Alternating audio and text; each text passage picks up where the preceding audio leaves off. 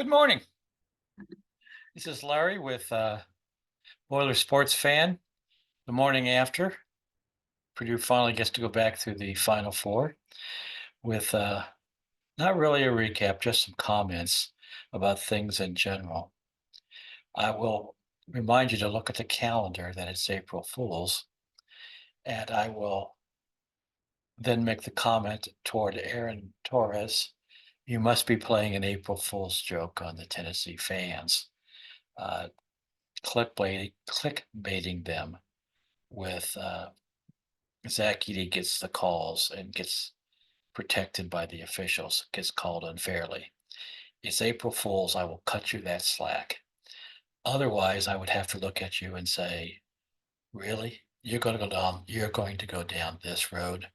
You're going to publicly show that you don't know or care about basketball. For those of you who aren't aware, and please don't go to his site unless you want to go and laugh. Uh, Aaron Torres is doing a whole thing with the Tennessee fans where it was an unfair game. Edie got all the calls. He should have, he should have had a lot more fouls called on him. Tennessee should have won that game, except the refs took it away from him by the way they refed. Uh, he's going to ignore totally that Tennessee was living by shooting outside, not taking many 2-point shots. Um, that Purdue is leading the country on inside shooting. They go through their center, especially more than anybody else in the country. So, of course, they get fouled. That's where you get your fouls, is when you drive the lane or you get the ball in deep and you go up toward the basket. The defender is going to have the option to foul you. When you're shooting from 3-point line, not so much. So, of course, Purdue gets more free throws than their opponents because they go inside more than their opponents. Also, you need to know basketball. One of Mr. Torres's complaints is Edie lives in the paint, nobody calls 3 seconds. I've watched a couple hundred ball games this year, and I have seen the 3 second thing called exactly twice all season. They don't call 3 seconds anymore. But even if they do, you need to look at Edie's feet and where they are, how he moves his feet. Does he get a foot out of the 3-point line? And he does. He knows the rules. He plays by the rules. Uh, so actually watch what's going on with some detail. The final thing I'll make about that is, if you watch Purdue play, when they're beaten inside, they step away. They let the guy have the basket. They don't give them the basket, a free throw, and put a foul on themselves so they can't defend the next time. A lot of the fouls called against Purdue, I think, are some occasionally phantom calls where it looked like they fouled, but they didn't touch the guy or they got all ball, or they're light fouls. But Purdue, the Painter apparently does an excellent job teaching people not to do needless and stupid fouls. Rick Barnes of Tennessee, not so much. Uh, Now, I'm going to make a comment about Rick Barnes. I think he's a good coach. I think he has flaws. He lost the game for Tennessee when they were up in the first half by 11 points and Purdue started to make a run. He should have called a timeout and made some adjustments, but he didn't. He let Purdue go and go into the halftime up by 2 points. He just kind of sat there.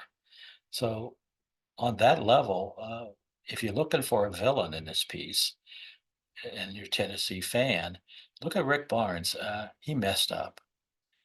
Oh, he could have made some adjustments and he didn't. Uh, Second half, the comment I'll make about the second half is that it was more of the same, except Purdue came out very focused on getting the ball into Edey. and letting him have the first choice that he was going to shoot or he was going to pass it out. And he did a very good job. He showed why he is the best college basketball player right now. And he's the best big man I've seen since Alcindor. And I saw Alcindor play in person. Uh, Alcindor is better than Edie with his footwork and his ability to move, and frankly, with that sky hook. But everybody acknowledges that Edie is the best man I've seen at center I've seen since then. How would those two do in a matchup? Wouldn't that be fun to watch? But we're never going to see it um, because 60 years gap in the two groups. So Purdue won because they outplayed Purdue. The Tennessee Star was everything that was advertised. He was great. But when they were down by 4 and he had the ball with 2 minutes to go and he drove toward Edie and Edie cleanly blocked his shot, that was the game. That was the moment. It was inevitable. And Purdue was not going to give the game away. So that's that. And Aaron Torres, shame on you. Just shame on you. Maybe you believe what you're saying, but I can't. I can't believe that you believe what you're saying. So let's move on. Just kind of looking around and just making some general comments. Uh, I look at the Big Ten, and the Big Ten's done a little better than expected. We've got a team in the Final Four. Uh, I'll make a video on what I think might happen there later in the week. But I just kind of want to look at the Big Ten overall and make some comments um, about the Big Ten overall. If I were a fan of the following schools, how would I feel on a scale of 1 to 10, 1 being miserable and 10 feeling great about my basketball program? Purdue, I'd feel a 10. Yeah, I've waited 40 plus years to see Purdue back in the Big Ten, and they've made it. How could I feel any better? Let's look around. Indiana. Uh, I think I'd be down at a 4 or a 5. Uh, I'm clinging to the history of 40 and 50-year-old banners and saying we're special. That's kind of empty, isn't it? It's kind of nothing. And I know with the coach that I've got, maybe I'll recruit 1 or 2 stars, but I won't know. I won't develop them, and I won't know what to do with them. So I think I'm being generous, saying a 4 or 5. Michigan. If I'm Michigan, I'm up at a 7 or an 8, not because of their past season, because the Wicked Witch is gone. Juan Howard is no longer there. He's not going to kill another season.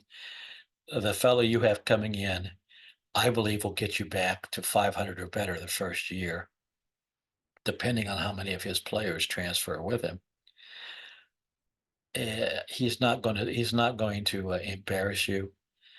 He's going to develop players, and in a couple of years, maybe as quick as 2, you're going to be up there fighting for a Big Ten championship. So I'd be a 7 or an 8.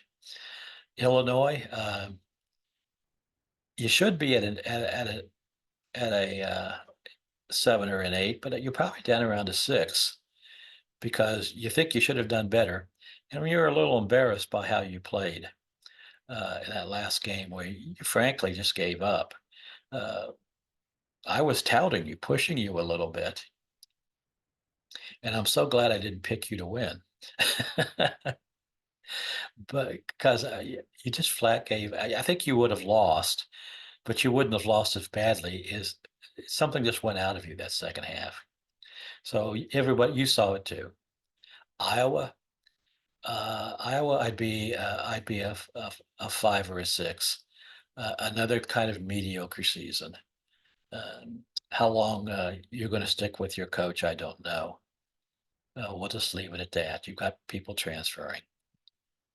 Wisconsin, I'd be a 3. Now, I say that having watched some Wisconsin podcasts, and they're not happy, and they're not happy with their coach, and I think they got a right to be. Um, they they were a fraud this year. I've called them a fraud.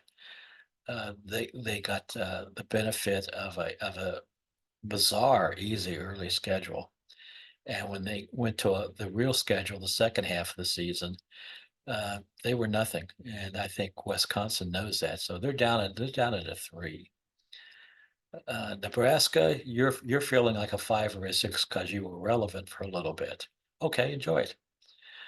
That's my take. The rest of the Big Ten's about where they should be. Ohio State, I think you're not going to be happy that you made the change that you made. I think that's going to blow up on you, but maybe I could be wrong, and I hope I am.